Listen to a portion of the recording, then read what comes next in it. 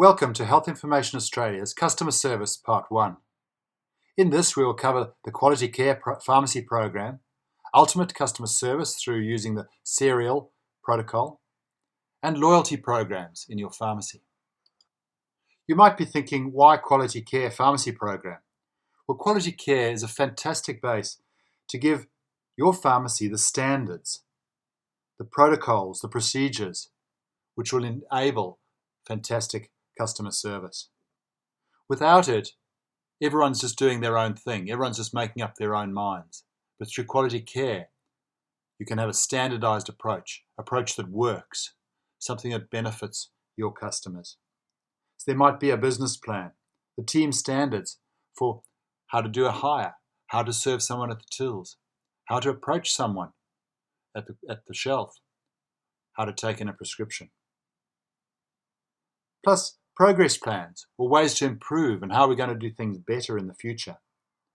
Most importantly, we're looking to improve all the time, but to create some consistency in our offer. So it doesn't matter if the patient comes in on a Monday at 10 a.m. or a Sunday night at 7:30. Their experience, their healthcare, and ultimately their healthcare outcome is the same.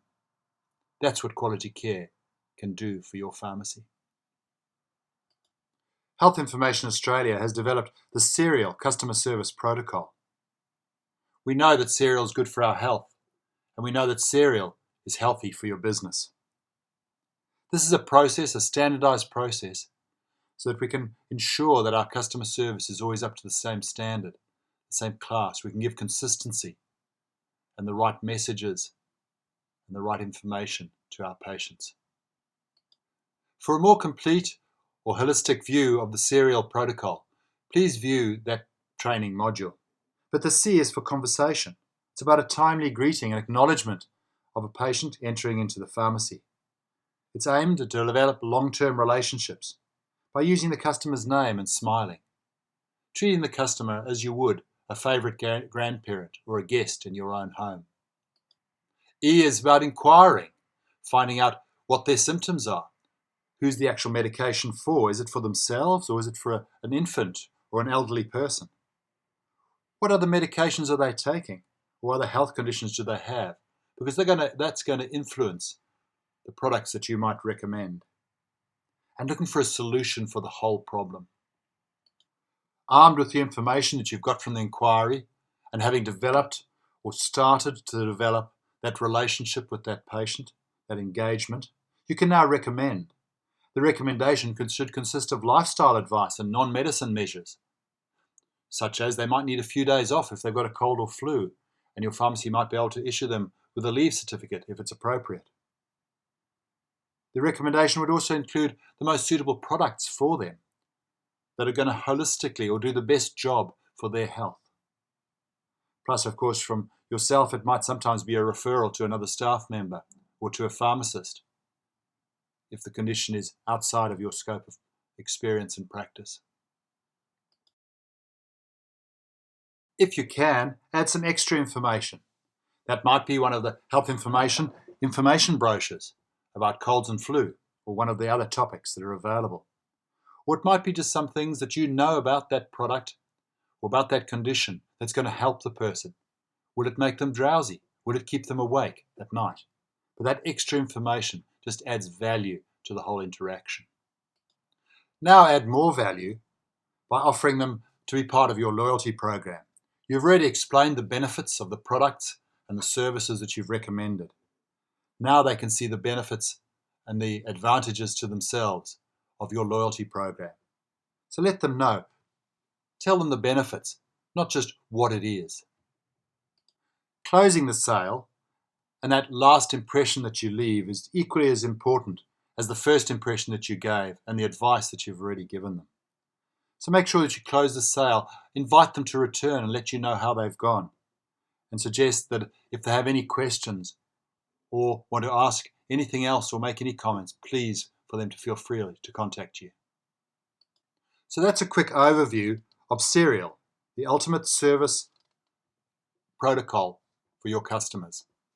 The conversation, the inquiry, your recommendation, the extra information that you provide, the loyalty program offer, and of course the farewell, inviting them to return. I suggest that you do role plays, either just in pairs or at a team meeting. And it might just be that one person's the customer and the other's the pharmacy assistant. Remember, there are two types of requests. One might be for a product request, a direct product, just wanting, I want this please. Or it could be a symptom request where they're saying, I'm feeling a bit cold and flu-y. What can you suggest? And you have to adapt your answer to both of those. Remembering if it's just a product, don't just say, yes, here it is and hand it over. You should still be asking the same questions. Serial still applies, even for a direct product request. Your pharmacy's loyalty program is probably one of the greatest benefits for your customers long term. It rewards them each time that they shop with you. It encourages them to come back and shop with you again. And it helps them to know that you care. The benefits to the business are that with loyalty programs, those customers purchase more, they visit more often, and their basket size is larger. In offering the program, too often in pharmacies, I hear, oh, would you like to put that on your loyalty card? Or do you have a loyalty card? And if the person says no, that's the end of the conversation. Remember, it should be about the benefits. It should be about the benefits of your program to encourage people to be part of it. So don't tell them just what it is. We give you a card. Tell them how they benefit because they're getting a bonus, or they're getting a discount, or they're getting a voucher, or whatever your particular loyalty program happens to be.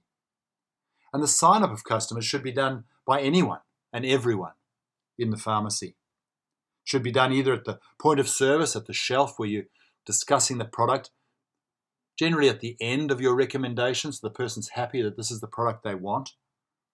And it might be as simple as making a comment that can go on your loyalty card and will earn you points.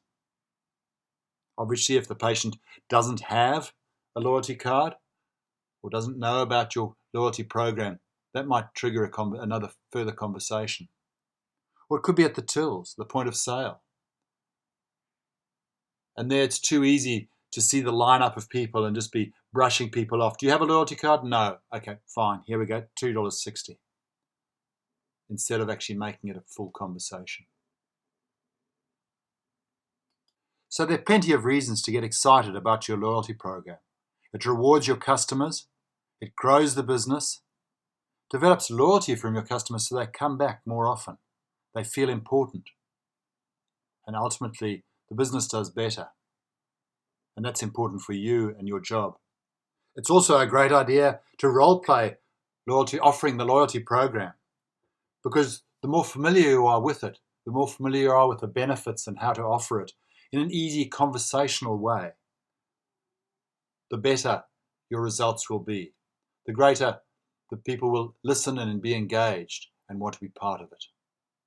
So practice the role play in pairs, swapping roles, one person the customer, the other the pharmacy assistant, until you're comfortable and it becomes naturally just part of your conversation. That brings us to the end of Health Information Australia's Customer Service Part 1. If you have any questions or comments that you'd like to make, please feel free to contact us. Thank you.